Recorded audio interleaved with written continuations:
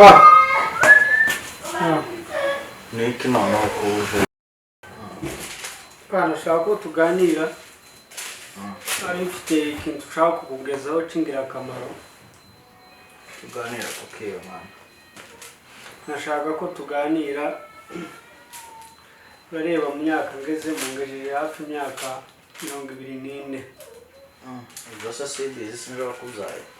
Nanjye maze kuba umuntu w'umugabo ukwiye kugira inshingano akagenda nawe akaba agashaka ubundi buzima. None rero naje cyo nagusabaga ko umubyeyi wanje nagira ngo undebere umunani wanje. Uzo nakoze kuba warambyaye bakuru banje bashatse babahaye ibyabo nanjye umpereza ibyanje ngende tangire ubuzima. Kandi urabunkoreye cyane. Niko babivuze umuntu yobotse Imana cyane ngazahura n'ibigaragaza byinshi. Kigaragaza nico nari konsomera kitabaye. Oya ntakigaragaza ndabwo ngifata kigaragazo ahubwo ngifata ko guca izindi zira nanjye kagena gabo umugabo kwanje ngashaka ama business nkora nacuza akabari karunguka buriya cyane cyangwa se nkaba nacuza n'itabi biriya ni ibintu bigurwa cyane ubona kabisa yo bifite abakiriya hanze ahangaha kareka kuguma nanjye hano mu rugo. Bibiliya yavuga ngo Yona yagumye kwihangana. Oya nimbwira ibya Bibiliya papa, ibintu ndi kuvuga ntabwo byanditse muri Bibiliya. Ibintu ndi kuvuga ni ibintu bisanzwe ntawe uri kubyumva n'umuntu wawe ukazana ibya Bibiliya ubwo birasa naho ushaka kunyima ibyo ndi kugusaba. Reka ibya Bibiliya umpereze nanjye ngende nshaka ubuzima abandi bana bawe bose kandi urabugize neza urabizi. Kigaragaza umukristo zahoze kabisa. Kigaragaza umuntu ndabitsinda gute? Ntago ari ikigaragazo. Uku nawe wabonye nguve mu nzu gende. Ndashaka kugenda nanjye ngashinga ubuzima bwanjye nkajya ahantu najya ku mazi najya umunani wanjye uhumpereze kuko ntabwo ugomba kundutisha abandi nabo babaye iminani yabo nanjye umpereze uwanje ngende nimenyera ubuzima bwanjye maze kuba umuntu w'umugabo. Kuko urabona kutagicumbirwa ukeneye kuza wicumbira wenyine. Papa uri kungora kandi ibyo ndi gusaba biroroshe. Abandi babaye umunani urandira amasomo kera urafashe mugende ndagenda. Niko wabitekereje inzo bintu? Nabitekereje. Uzaza wigurira uhuzu n'ikirara zose wompereza wishurura inzu pereza umunani wanje byose ndabikora. Ugura amazi byose ndabikora. Ugura ifu ugura imboga. Ibyo bintu uri kunguragana n'uruhinja uri kubwira je mpereza umunani ngende. None ngo uracuruza iki? Acuruza akabari cyangwa itabi ibintu zunguka cyangwa nabonye n'abacari n'ukuntu umuntu ajya kuruba umujyi hanze karwinjiza bakarugura kandi umujyi burarugira amafaranga menshi. Akabare, itabi, urumogi, inzoga, imaraya ibyo ni ibintu bizabijana. N'abakobwa nyine mbabonye nazajya mbashakira abakiriya. Ubwikuzimu ariko nono ntago ari ikuzimu ariko n'ubundi se ndirenda kukubwira ibintu byo gukoresha umunani wanje jewe umpereze nzakoresha icyo nshaka nta kindi umpereze.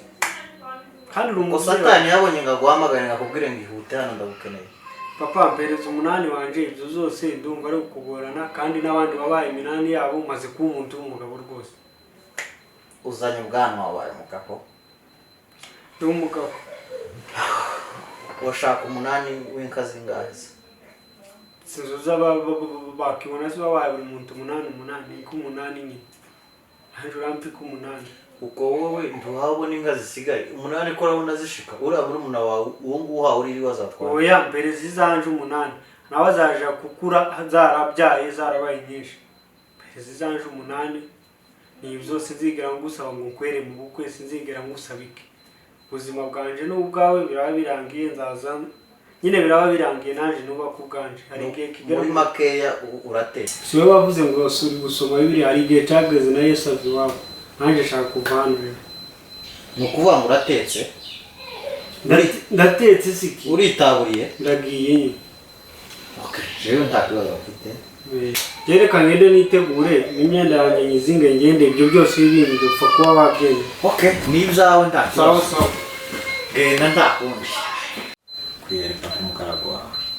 mwamije hano nyine kugutakambira umwana wanje uramubonye havuye nyine hano mwami mubishe mitambwiye miteye ubwoba cyane n'agahinda ariko ntakundi nakira none mwami Yesu Kristo iconje imbere yawe gukora nje kumusabira umugisha wonyine turuka ku Mana data uzamuje imbere mu nzira ziwe zose azajamo hazabashe gukora yubuke hazabashe kugwiza hazazimuhira mwami Yesu Kristo shimwa n'Imana ndetse n'abantu mu izina rya Yesu Kristo tubisaze tuzizeye kuzabikorera izina ryawe amen.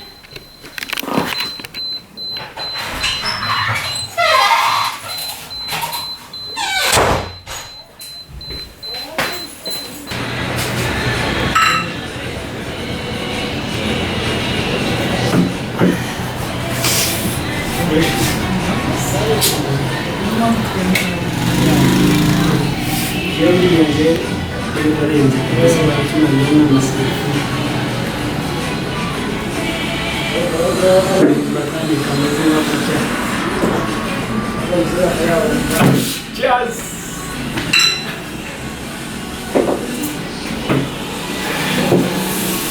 Isoza. Ntabwo neza.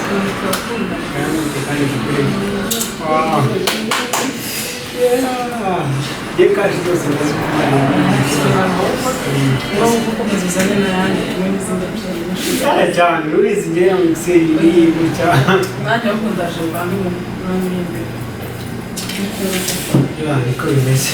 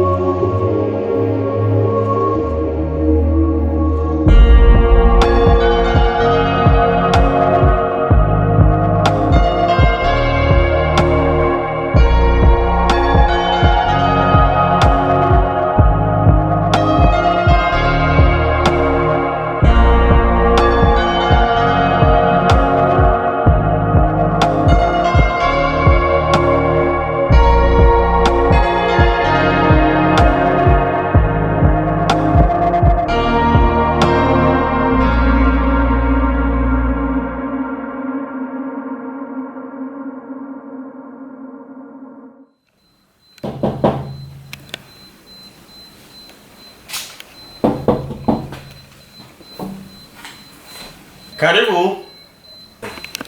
Uri ninde? Ay, data. Uri ninde? Ni wowe? Ni wowe yabuke? Ibi ni ibiki wambaye nk'umura we? Ibi nizo twambaraga wanarindi. Shona nimuje. Wewe wifukama nda wifukama. Wifukama haguruka. Haguruka uze wicarana na papa. Nk'umura we nuko wabaza? Warira wiyibwe mana kuturagasatse. Mwana wanje warupfiriye ugasoza imana. Mana ushimwe kubungarura umwana wanje. Icubahiro ni cawe kandi. Uza amajoro naraye musengera. Mana ushimwe kabisa. Nakuba bari ibintu byose bikuri mu mutwe. Ujura utekereza ngo ndagukubita ngo ndakugira gute ngo ndagusubizayo. Ibyo bintu byose ugenda byihorere. Ubihanda. Uri umwana wanje uracara umwana wanje uzahora umwana wanje. Ugenda ugubwe neza mu rugo ko wari umeze mbere ari kumera. Amashuri uzatangira nimba ari ushaka ibintu byose. Icyo ushaka cyose nzakiguha. Ariko ntuzosubire kugenda umwana wanje. Ntabwo nzongera kandi nanjye mbijeje ko nzisubiraho. Asubira no mu ikanisa. Nuko mwana agira mu kwa papa. Urakoze cyane. Urakoze kugaruka kabisa. Yo ngaho genda wihagire da. Mwakoze.